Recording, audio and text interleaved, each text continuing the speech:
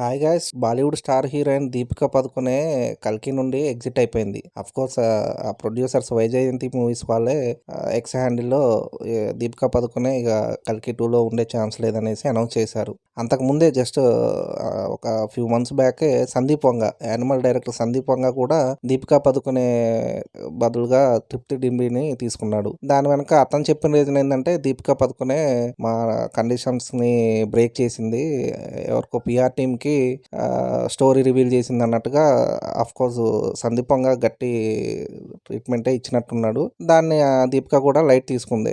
ఈ సినిమా చేసినా చేయకపోయినా ఉంది అన్నట్టు. కానీ ఇప్పుడు మరో షాక్ ఏంటంటే, కల్కి 2 నుండి కూడా బయటకు వచ్చేసిందట. అది తన వల్ల లేకుంటే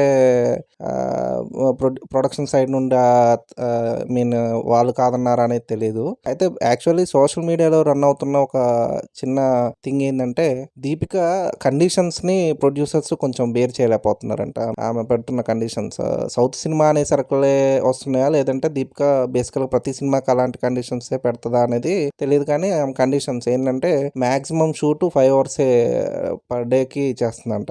ఆల్మోస్ట్ కాల్ షీట్ ఇస్తే కొంతమంది 8 to 10 hours ఇంకా అప్కమింగ్ హీరోయిన్స్ అయితే ఆల్మోస్ట్ డే మొత్తం కూడా చేసే సందర్భాలు కనిపిస్తుంటాయి. కానీ ఆమె స్టార్ హీరోయిన్, మేబీ ఇంకా ఆమె పెట్టుకున్న కండిషన్స్ 5 to 7 hours వరకే నేను షూట్ చేస్తాను పెట్టుకొని ఉండొచ్చు. ఇంకోటి, దీపికా పదుకొనే ఆమె రేంజ్కి తగ్గట్టుగానే రెమ్యునరేషన్ డిమాండ్ చేస్తుందంట. 30 crores వరకు ఆల్మోస్ట్ ప్రతి ప్రాజెక్ట్కి 30 crores దాకా డిమాండ్ చేస్తుందట.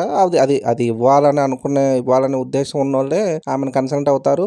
దానికి తగ్గట్టుగానే ఆమె సినిమాలో ఒక మంచి రోలు చేయడం జరుగుతుంది. నెక్స్ట్ ఇంకా ఈ పర్సంటేజ్ అంటే రెమ్యునరేషన్ కాకుండా ఇంకా పర్సంటేజ్ టోటల్ రెవెన్యూలో ఇంకా పర్సంటేజ్ తీసుకుంటుందంట. అంటే అది అంటే బాలీవుడ్లో మేబీ అది క్యాలిక్యులేట్ చేస్తుండొచ్చేమో, కానీ ప్రాఫిట్స్తో సంబంధం లేకుండా అది మొత్తం టోటల్ బడ్జెట్లో మళ్ళీ కొంత పర్సంటేజ్ అది కౌంట్ అనేది మనకి తెలియదు. కానీ ఇన్ని రకాల కండిషన్స్ పెడితే దీపికా పదుకొనేని తీసి పక్కన బెటర్ అనేసి కల్కి 2 ప్రొడ్యూసర్స్ డిసైడ్ చేశారనమాట.